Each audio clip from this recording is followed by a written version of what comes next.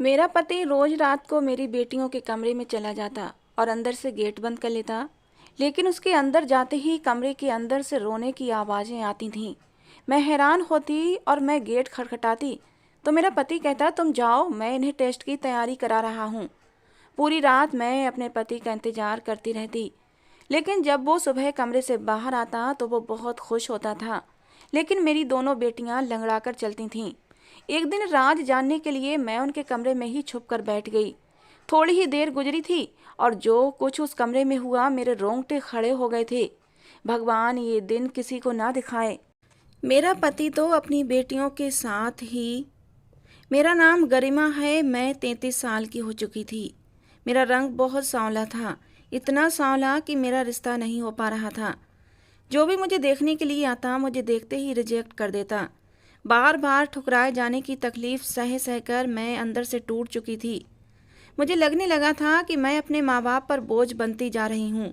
हालांकि मेरे माँ बाप ने कभी मुझे एहसास नहीं दिलाया था कि मैं उन पर बोझ हूँ, लेकिन मैं अब अंदर से टूटने लगी थी। मेरे माँ बाप मेरे लिए कोई कुंवारा लड़का देखते, मगर मेरा रंग रूप देखते हुए मेरे लिए 4-5 बच्चों के बाप का ही रिश्ता आता, या फिर तलाकशुदा इंसान का, या फिर किसी बूढ़े आदमी का। ऐसे इंसान से मेरे पापा मेरी शादी नहीं करना चाहते थे।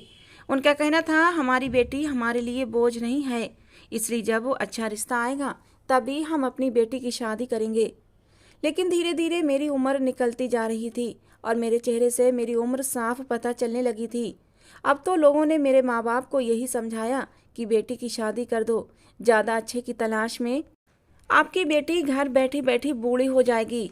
आने वाले समय में ऐसे रिश्ते भी नहीं मिलेंगे। लोगों की बातों को ध्यान में रखते हुए मेरे माँ बाप ने एक रिश्ता स्वीकार कर लिया, जिसकी 3 बेटियां और एक बेटा भी था। मेरे पापा बहुत ही सीधे साधे आदमी थे। किसी ने उनको इस रिश्ते के बारे में बताया था। अब मेरे माँ बाप को ये चिंता सताने लगी थी कि कहीं आने वाले समय में हमारी बेटी के लिए और भी ज़्यादा बुरे बुरे रिश्ते न आने लगें। जिसने मेरे पापा को ये रिश्ता बताया था वो पापा का ही कोई जानने वाला था। उसने लड़के की तस्वीर भी मेरे पापा को दिखाई थी। मेरे पापा ने देखते ही उस लड़के को पसंद कर लिया, क्योंकि लड़का देखने में गोरा चिट्टा स्मार्ट था और उसे देखकर कहीं से भी नहीं लग रहा था कि वो 3 बच्चों का बाप है। फिलहाल मेरे पापा ने अपनी तरफ से तो रिश्ते के लिए हाँ कर दी। अब मेरी तस्वीर भी लड़के वालों के घर भेज दी गई थी। लड़के वालों ने मुझे भी पसंद कर लिया। इस तरह बहुत ही सादगी से मेरी शादी हो गई और विदा होकर मैं अपनी ससुराल चली गई। लेकिन शादी से 2 दिन पहले मैंने एक बात नोट की थी कि मेरे घर वाले बहुत ही ज़्यादा परेशान लग रहे थे और मुझे उनकी आंखों में आंसू भी दिखाई दे रहे थे। मम्मी पापा का कहना था, ससुराल जा रही हो तो हमेशा अपने घर को जोड़ कर रखना और अपने पति के घर में हर हाल में गुजारा करने की सोचना। मैं अपने घर वालों की नसीहत समझ गई थी कि वो क्या कहना चाहते हैं। जब मैं शादी करके अपनी ससुराल गई तो मैं अपने पति के बच्चों को देखा था। तीनों ही बच्चे लगभग जवान थे। मुझे बड़ी हैरानी हुई। दोनों बेटियां बहुत ही खूबसूरत थीं और लड़का बड़ा ही अजीब टाइप का था। उसने अपने कानों में ईयररिंग पहने हुए थे, जैसे आवारा टाइप के लड़के पहनते हैं। मुझे लगा शायद आजकल का ये फैशन चल रहा होगा। मेरी सास भी जिंदा थी, लेकिन एक अजीब बात ये थी, जब मेरा रिश्ता तय हुआ था सिर्फ आदमियों के बीच ये बात चली थी। जब मेरे पति की माँ जिंदा थी तो फिर वो मुझे देखने मेरे घर पर क्यों नहीं आई थी। मेरी सास देखने में बहुत ही खतरनाक लग रही थी। ऐसा लग रहा था जैसे काफ़ी झगड़ालू टाइप की औरत है। आने वाले टाइम में ये मेरा जीना मुश्किल कर देगी। मुझे मेरे कमरे में भेज दिया गया। वहाँ पर मेरा पति आया। मुझे बहुत ही प्यार से बात की थी। मुझे अपना पति पसंद आ गया। भले ही उसके जवान बच्चे थे, लेकिन वो देखने में बिल्कुल भी जवान बच्चों का बाप नहीं लगता था। फिर मुझे अपना पति पसंद आया था, इसलिए मैंने अपने ससुराल में किसी और रिश्ते की तरफ ज़्यादा ध्यान नहीं दिया। यही बात सोची कि मेरा पति तो अच्छा है, इसीलिए मुझे दूसरे से क्या मतलब रखना चाहिए। लेकिन मैं एक बात पर बड़ा हैरान थी कि मेरे पति की उम्र लगभग 45 साल होगी, लेकिन उसके तीनों बच्चे जिनकी उम्र 25 से 30 साल की थी। लड़कियां 24-25 साल की लग रही थीं और लड़का 28-30 साल का लग रहा था। तो ऐसा कैसे मुमकिन हो सकता था? मैं यहाँ आने के बाद बहुत कंफ्यूज हो रही थी। मेरा दिमाग चारों तरफ दौड़ रहा था। थोड़ी देर के बाद मेरा पति मुझसे बातचीत करने के बाद कमरे से बाहर चला गया। कमरे के अंदर मेरी सास और मेरी सौतेली बेटियां आ गईं। मुझे ये देखकर बड़ी हैरानी हुई थी कि मेरी सौतेली बेटियां अभी तक कुंवारी थीं और वो मुझे माँ कहकर पुकारने लगीं। मुझे बड़ा अजीब लगा था। उसके बाद मेरी सास कहने लगी, चलो लड़कियों तुम कमरे से बाहर निकलो, मुझे बहू से कुछ बात करनी है। ये औरत देखने में बड़ी ही अजीब सी थी, मोटी सी और लाल लाल होंठों वाली। ऐसा लग रहा था जैसे इस औरत को पान खाने की आदत है। मुझसे कहने लगी, इस घर में तुम्हें कभी किसी चीज़ की परेशानी नहीं होगी। तुम इन बच्चों को देख रही हो, इनकी माँ का साया इनसे बचपन में ही छिन गया था। तभी से मेरा बेटा बहुत परेशान रहने लगा था। हम लोगों ने उसे समझाया कि तुम दूसरी शादी कर लो, तुम्हारी दूसरी शादी करने से तुम्हें कोई अच्छा हमसफ़र मिल जाएगा और बच्चों को माँ की ममता मिल जाएगी। अब से तुम ही इन बच्चों की माँ हो। उस औरत ने मुझे प्यार किया, ऐसे जैसे मैं उसकी बहू नहीं बेटी हूँ। मुझे खुशी हुई थी। चलो ससुराल में सब लोग अच्छे थे, लेकिन एक बात सोचने पर मजबूर हुई कि जब मेरे पति को दूसरी शादी करनी ही थी, अपने बच्चों को माँ की ममता देना चाहता था, तो जब उसकी पत्नी उसके बच्चों को छोड़कर बचपन में ही मर गई थी, तो तभी दूसरी शादी क्यों नहीं की थी। अब जबकि बच्चे खुद शादी के लायक थे, तो फिर उसने दूसरी शादी क्यों की थी। मेरा दिमाग उलझता ही जा रहा था, लेकिन मैंने सोचा धीरे धीरे मैं खुद ही अपनी ससुराल को समझ जाऊंगी। मेरी सास ने मेरे सर पर हाथ रखा और फिर वो मेरे कमरे से चली गईं। और सास के जाने के थोड़ी देर के बाद ही मेरा पति फिर से कमरे में आया था और मुझसे कहने लगा, तुम्हें मेरी बेटी और मेरा बेटा कैसा लगा? उनका तुम्हें बहुत ख्याल रखना है, साथ ही साथ मेरी माँ का भी ख्याल रखना। मैंने कहा, मैं बहुत हैरान हूँ कि आपके बच्चे इतने जवान हैं और आप उन बच्चों के बाप नहीं लगते। मेरी बात सुनकर वो हंसने लगा, कहने लगा, तुम ही नहीं बल्कि सारे लोग ही मुझसे ये सवाल करते हैं क्योंकि मैं इतना जवान जो लगता हूँ। मेरा पति मुस्कुराते हुए मुझसे कहने लगा, खैर मैं अपने पति से खुश थी। उसने मुझे बताया कि वो शुरू से ही अपना बहुत ख्याल रखता है, जिम भी करता है और उसने अपनी सारी ज़िंदगी लगभग जिम करने में ही गुजार दी है, जिसकी वजह से वो इतना जवान नज़र आता है। जो लोग अपनी सेहत पर ध्यान देते हैं वो लोग कभी भी जल्दी बूढ़े नहीं होते। अपने पति की बात सुनकर मैं बहुत ज़्यादा इम्प्रेस हुई थी। मेरे पति ने कहा, मैं तुम्हें भी जवान रखूँगा, समय के साथ साथ तुम बूढ़ी होने के बजाय और भी ज़्यादा खूबसूरत होती जाओगी। मैंने अपने पति से कहा कि मैं कैसे खूबसूरत हो सकती हूँ, कहाँ मैं सांवली सी, कहाँ आप गोरे चिट्टे से। मेरे पति ने कहा, ऐसी बातें मत करो, तुम मुझे बहुत अच्छी लगती हो। गोरे काले से क्या होता है, इंसान की सीरत अच्छी होनी चाहिए। उसकी प्यार भरी बातें सुनकर मैं खुश हो गई थी। धीरे धीरे मेरा पति मेरे करीब होने लगा था। उसकी संगत पाकर मैं बहुत खुश थी। मैं जो अपनी शादी की उम्मीद ही छोड़ बैठी थी, अब अपने पति की संगत पाकर फिर से जी उठी थी। मेरे पति में जवान मर्दों जैसा जोश था। मुझे अपने पति से किसी बात की कोई शिकायत नहीं थी। उसने मुझे खुश कर दिया था। कुछ देर बाद मेरा पति सो चुका था, लेकिन पता नहीं क्यों मेरी आंखों में नींद नहीं आ रही थी। बार बार मेरे दिमाग में मेरे ससुराल के लोग ही घूम रहे थे। मैं सोचने लगी कि मेरे पति की बेटियां भी बहुत खूबसूरत हैं। मेरे पति देखने में जवान लगते हैं, लेकिन बूढ़ा आदमी देखने में भले ही जवान लगे, लेकिन उसके अंदर कुछ न कुछ बीमारी जरूर होती है। कोई ऐसी परेशानी होती है जिससे उसकी उम्र की पहचान हो जाती है। लेकिन मेरा पति तो बिल्कुल ही हर तरह से जवान दिखता था। वो बहुत एक्टिव था, कोई बीमारी उसके शरीर में नहीं थी। अभी तो मेरे पति की दूसरी शादी है। जब वो पहली शादी हुई होगी तब कितना खूबसूरत और कम उम्र रहा होगा। फिलहाल मैंने इस बात को इग्नोर कर दिया। अब मुझे अपने ससुराल पर ध्यान देना था। ये ख्वाबों भरी रात थी जो मैंने गुजारी थी। सुबह हुई तो दरवाजे पर दस्तक होने लगी। मैंने दरवाज़ा खोला तो मेरी सास सामने खड़ी हुई थीं। उनके हाथ में एक बड़ी सी ट्रे थी और मेरे लिए कमरे में नाश्ता लेकर आई थीं। मैंने कहा, आपको परेशान होने की क्या ज़रूरत थी, मैं फ्रेश होने के बाद खुद ही किचन में आ जाती। मेरी सास कहने लगी, अरे नहीं नहीं, बहू से इतनी जल्दी किचन का काम करवाना अच्छा नहीं लगता। मेरा पति भी सोकर उठ गया था और हम दोनों ने साथ बैठकर नाश्ता किया। मैंने सौरभ से कहा, आज हमारी शादी का पहला दिन है, आज हम लोग कहीं घूमने चलते हैं। सौरभ ने कहा, बताओ कहाँ जाओगी? मैंने कहा कि मैं पहले अपने मायके जाना चाहती हूँ। मेरी बात सुनकर मेरा पति सौरभ कहने लगा, शायद तुम्हें ये बात पता नहीं है कि तुम्हें तुम्हारे माँ बाप ने ये बात नहीं बताई कि तुम अपने मायके में किसी से नहीं मिल सकती। ये बात सुनकर मैं हैरान हो गई थी। मुझे लगा शायद सौरभ मजाक कर रहा है। मैंने कहा, ऐसा नहीं हो सकता। सौरभ कहने लगा, ऐसा ही है, अब तुम्हारी शादी यहाँ हो गई है, इसलिए तुम अपने किसी भी रिश्तेदार या मायके वालों से कोई कांटेक्ट नहीं रखोगी।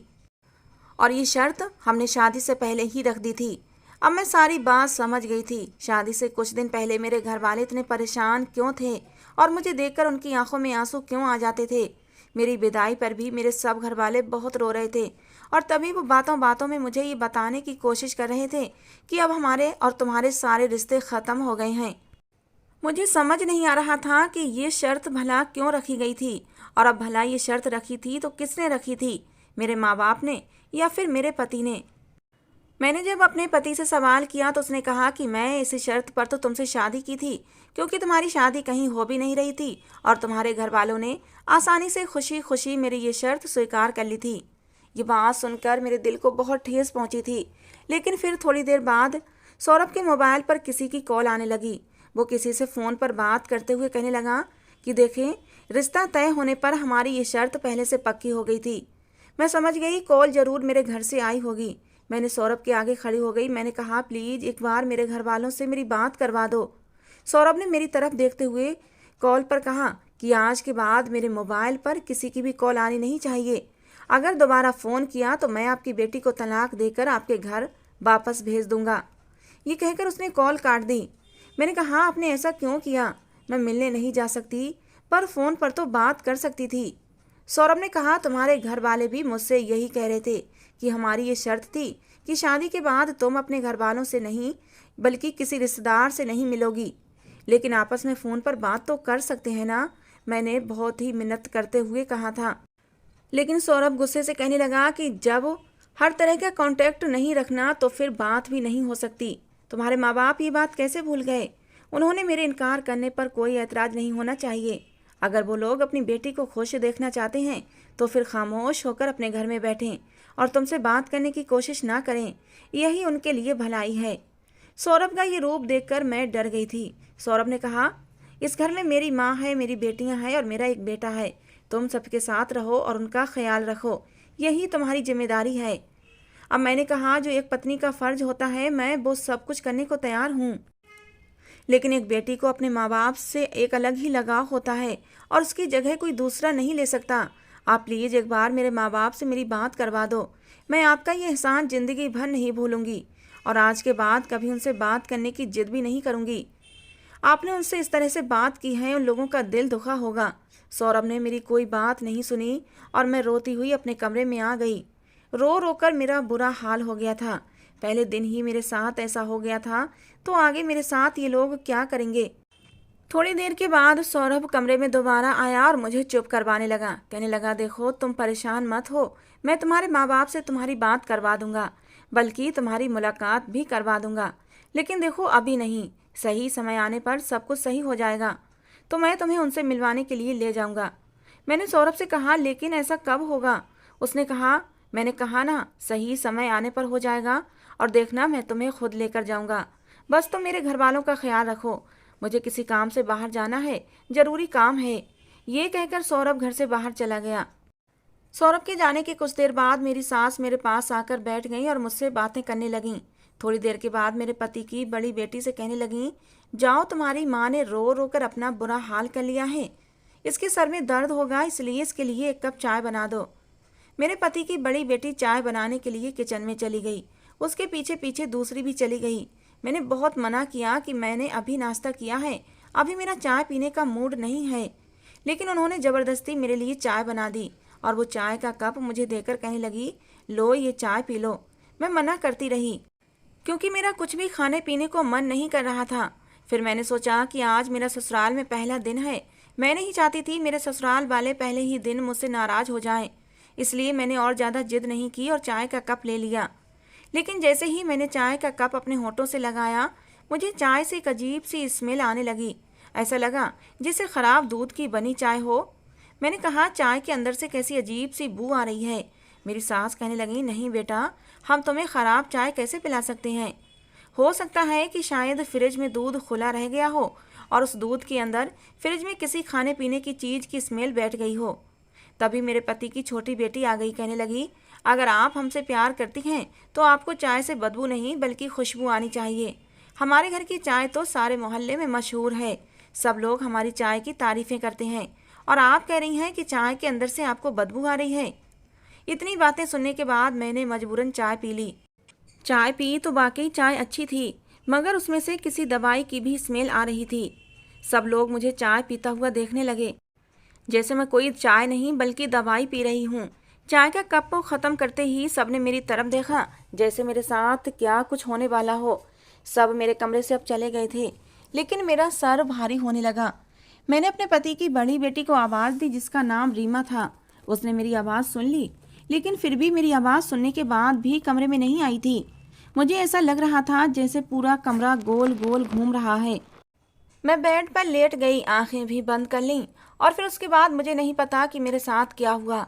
मेरी आंख तो उस वक्त खुली जब रात के 9 बज रहे थे।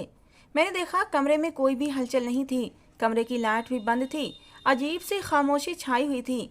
लेकिन जैसे ही मैंने बेड से नीचे कदम रखा, अचानक मुझे कमजोरी महसूस होने लगी। मुझे चक्कर भी आने लगे। मेरे पेट के निचले हिस्से में दर्द भी होने लगा। मेरे साथ ये क्या हो रहा था? मैं सोचने की कोशिश करने लगी। मुझे याद आया मैंने सुबह 9 बजे चाय पी थी और उसके बाद ही मैं सो गई थी, और अब रात को जाकर कहीं मेरी आँख खुली थी। आखिर ऐसा क्या हो सकता है कि मैं इतनी देर तक सोती रही? आज शादी का पहला दिन था और मैंने अपनी ससुराल में सोते हुए ही गुजार दिया था। अभी मैं उठकर अपने कमरे की लाइट जलाने ही वाली थी कि मुझे खींचकर किसी इंसान ने दबोचा था। वो मुझे खींचता हुआ दूसरे कमरे में ले गया। मैंने चिल्लाने की कोशिश की, लेकिन जिस इंसान ने मुझे दबोचा था उसने मेरे मुंह पर हाथ रख दिया था। मुझे समझ नहीं आ रहा था ये कौन आदमी है जो मुझे इस तरह दबोचे हुए है। मैं हाथों के एहसास से महसूस कर सकती थी कि ये हाथ मर्द के हैं। मैं जान सकती थी कि ये हाथ मेरे पति के नहीं थे। मैंने उस इंसान को जोर का धक्का मारा और मैं उस कमरे से भागते हुए अपने कमरे में पहुंच गई। न जाने कौन आदमी था, मेरे साथ ऐसा क्यों कर रहा था। मुझे अपनी ससुराल में कुछ भी ठीक नहीं लग रहा था। काफ़ी बड़ा हवेली की तरह बना हुआ मकान था। मैं अपने कमरे के अलावा घर को पूरी तरह देखा भी नहीं था। मुझे अब इस घर में डर लगने लगा था। मैं अपने कमरे में आ गई, क्योंकि मुझे अपने कमरे की अच्छी तरह पहचान हो गई थी, और उसके बाद मुझे किचन का रास्ता मालूम था। बाथरूम मेरे कमरे में ही अटैच था कि तभी मेरे कमरे में किसी के आने की आहट हुई थी। मैंने देखा सौरभ सामने खड़ा मुस्कुरा रहा था। उसने मेरी तरफ देखा और कहने लगा, क्या हुआ, तुम्हें इतनी डरी हुई क्यों हो? मैंने कहा, आप कहाँ गए थे? मैं बहुत ज़्यादा डर गई थी। सौरभ कहने लगा, अरे भाई क्यों डर रही थी? ये मेरा घर है, कोई भूत बंगला थोड़ी है जो तुम डर गई थी। वो अंदर आते हुए कहने लगा, मैं कहकर तो गया था कि मैं किसी जरूरी काम से जा रहा हूँ, थोड़ी देर में आ जाऊँगा, पर जब मैं आया तो तुम सो रही थी। उसके बाद मैं अपनी बेटियों और अपनी माँ से बातें करने बैठ गया था। मैंने जल्दी से सौरभ का हाथ पकड़ लिया। उसने कहा, तुम परेशान क्यों होती हो? मैंने उसे बताया कि किसी ने मुझे दबोच लिया था। आखिर उस दूसरे कमरे में कौन था? उसने कहा, उस कमरे में तो मैं ही था। तुम्हें क्या लगा किसी और ने आकर तुम्हें दबोच लिया? भला मेरे घर में मेरे अलावा कौन आएगा? ये पूरा घर मेरा है। इस घर में मेरी बेटियां रहती हैं, मेरी माँ रहती हैं, और मेरा बेटा भी रहता है। बेटा तो सारा दिन नौकरी पर रहता है, सिर्फ रात को ही सोने के लिए घर आता है, और वो भी रात के 11 बजे से पहले नहीं आता। अभी तो 10:30 बज रहे हैं। तो मैं ही था जिसने तुम्हें दबोचा था। मैंने कहा, अगर आप थे तो आपने मुझे बताया क्यों नहीं? आपने मेरा मुंह बंद क्यों कर रखा था?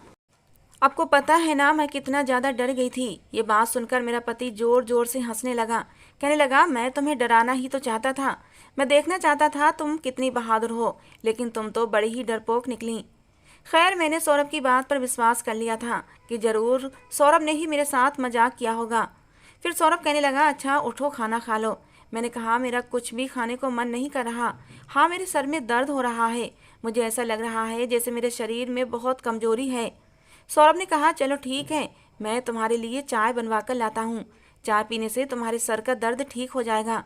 मैंने कहा, नहीं नहीं, मैं इतनी ज़्यादा चाय नहीं पीती, मेरा चाय पीने का मन नहीं है। सौरभ कहने लगा, चलो ठीक है, मैं तुम्हारे लिए जूस बनवा देता हूँ, इससे तुम्हारी कमजोरी दूर हो जाएगी। लेकिन जूस के लिए भी मैंने मना कर दिया। मैंने कहा, मुझे कुछ भी नहीं पीना। अजीब बात यह थी, मेरा पति मेरे लिए ज़बरदस्ती जूस बनाकर ले ही आया। मैंने कहा, मैं कुछ नहीं खाना चाहती और ना ही कुछ पीना चाहती हूँ। ना जाने क्यों ससुराल में आने के बाद मुझे भूख प्यास कुछ भी नहीं लग रही थी। सौरभ ने कहा, मुझे तुम्हारी कोई बात नहीं सुनी, तुम अपनी सेहत का ख्याल रखो, इसलिए मैं तुम्हारे लिए जूस बनाकर लाया हूँ। तुम्हें मेरे हाथ का बना जूस पीना ही पड़ेगा। मुझे अपने पति की बात अजीब लगी थी, लेकिन फिर मैंने जूस पी लिया, और फिर वैसा ही हुआ जैसा मेरे साथ आज सुबह हुआ था। जूस पीते ही मैं सो गई थी, और जब अगले दिन उठी तो ऐसा लगता था कि ये जूस नहीं बल्कि कोई ऐसी चीज़ थी जिसे पीकर मुझे नींद आ गई थी। जब मैं सोकर उठी थी तो मुझे बहुत गुस्सा आ रहा था, क्योंकि जब मेरी आँख खुली तो सुबह के 11:30 बज रहे थे।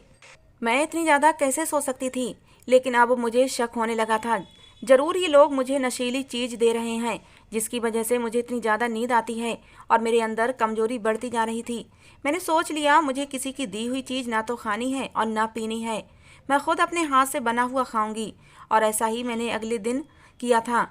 मैंने घर के सारे काम किए, खाना भी मैंने अपने लिए खुद ही बनाया था। घर में एक अजीब तरह से वीरानी और खामोशी छाई हुई थी। इस खामोशी में मैं किसी से क्या बात कर सकती थी? सब लोग अपने अपने कमरों में थे, मेरा पति भी। और उसका बेटा सुबह नौकरी के लिए निकलते तो फिर रात को ही वापस आते थे। लेकिन इस समय एक अजीब बात यह थी कि इतना ध्यान रखने के बावजूद भी मेरी नींद का आना कम नहीं हुआ था। मैं जब भी सोती तो इतना ज़्यादा सोती थी कि जिसकी कोई हद नहीं थी। मेरी हालत भी दिन ब दिन कमज़ोर होती जा रही थी। मैं समझ नहीं पा रही थी आखिर मेरे साथ ये सब क्या हो रहा था। अब तो मैं इस घर के किसी भी आदमी का दिया हुआ खाना भी नहीं खाती थी, खुद ही बनाती थी और खुद ही खाती थी। आज मैंने सोचा कि मैं व्रत रख लेती हूँ, लेकिन मेरी हालत व्रत रखने के काबिल भी नहीं थी। फिर भी मैंने रख लिया। मैंने निर्जल व्रत रखा था, पानी तक नहीं पिया था, घर का कुछ भी काम नहीं किया। अजीब बात तो ये थी, आज मुझे नींद भी नहीं आई थी और मुझे किसी ने तंग भी नहीं किया था। और फिर एक ऐसी बात मेरे सामने आई जिसने मेरे होश उड़ा दिए। मैं अपने पति के आने का इंतजार कर रही थी, क्योंकि आज मैं जाग रही थी। वरना जब भी सौरभ काम से घर आते तो मुझे पता ही नहीं चलता था कि वो कब आया और घर में आने के बाद उसने क्या किया।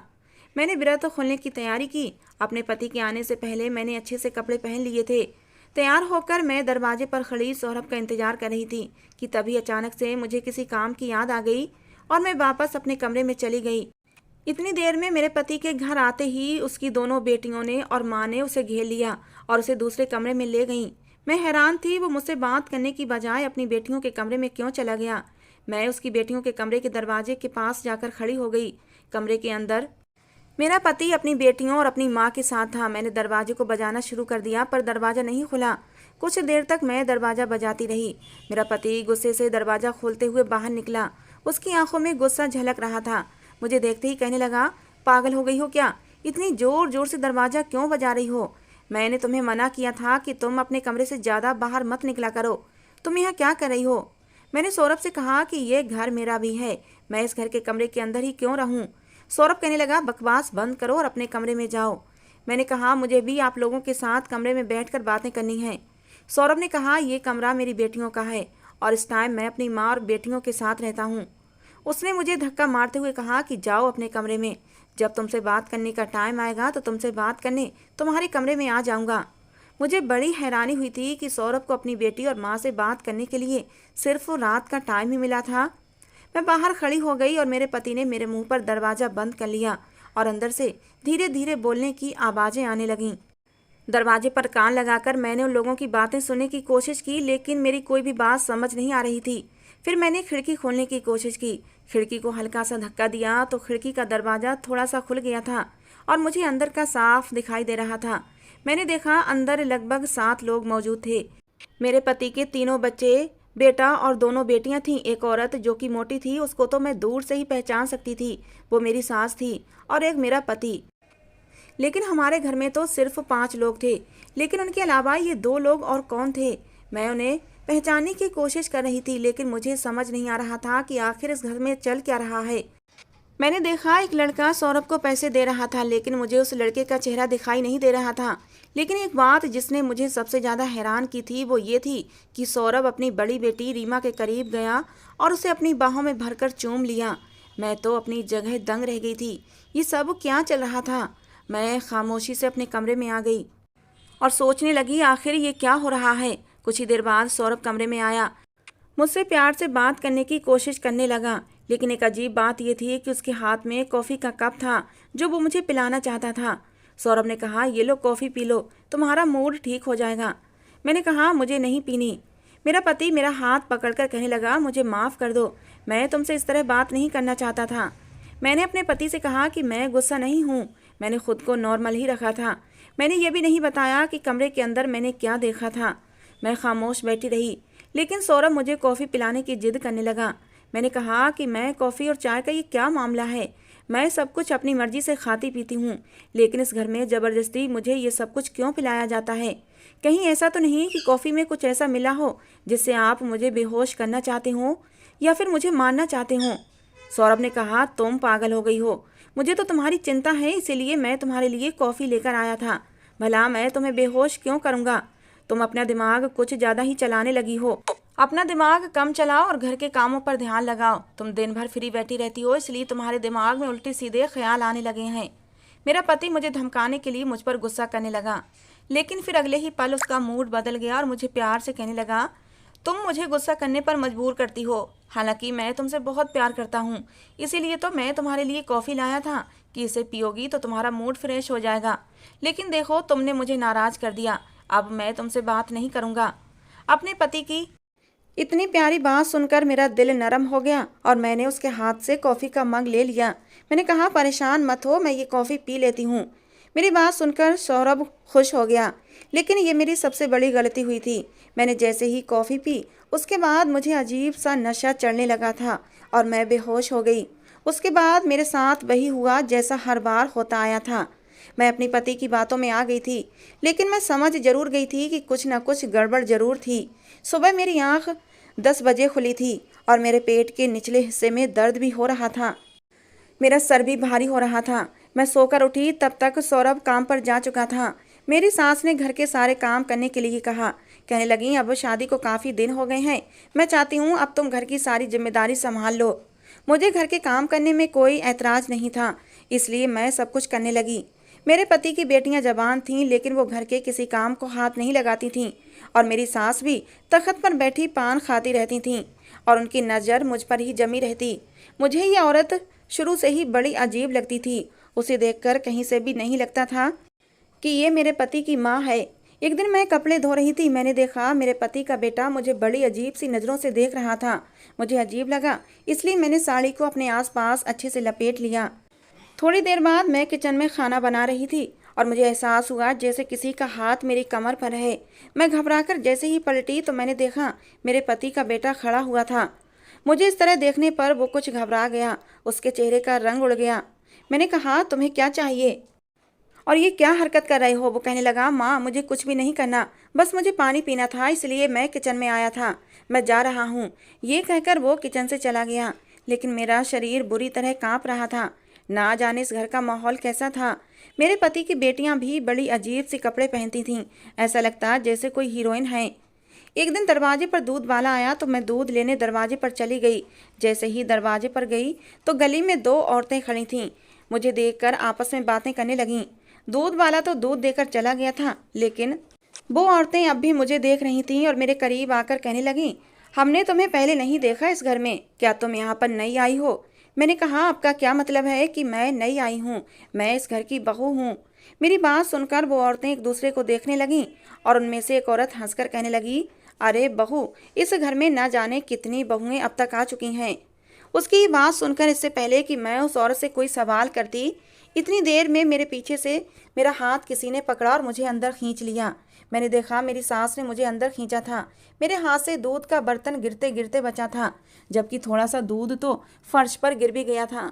मेरी सास ने जल्दी से दरवाज़ा बंद किया और कुंडी लगा दी। मुझे घूरते हुए कहने लगी, मेरे बेटे ने तुझे कितनी बार मना किया है कि ज़्यादा इधर उधर ताका झांकी करने की ज़रूरत नहीं है।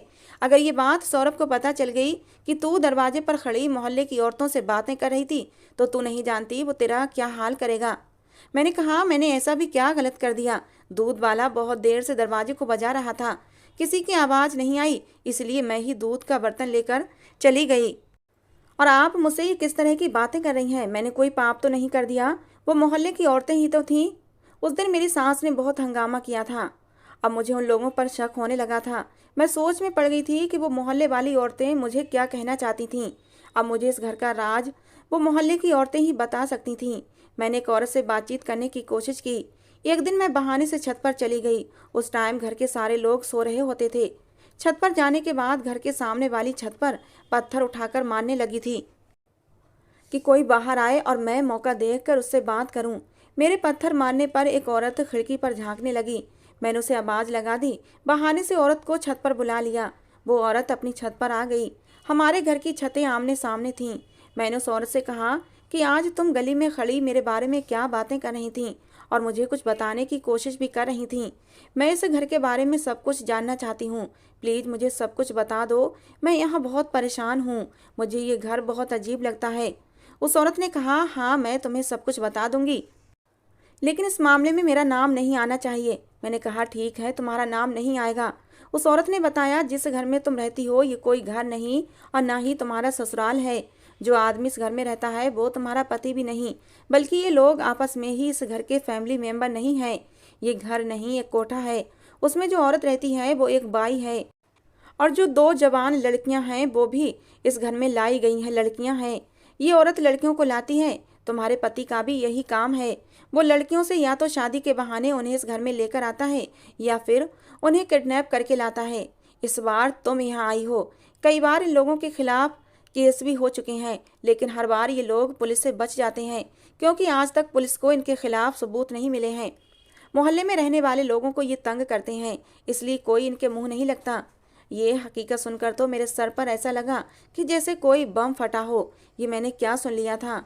मैं जिसे अपना ससुराल समझ रही थी वो तो एक कोठा था, और हर रात मेरी इज्जत नीलाम होती थी।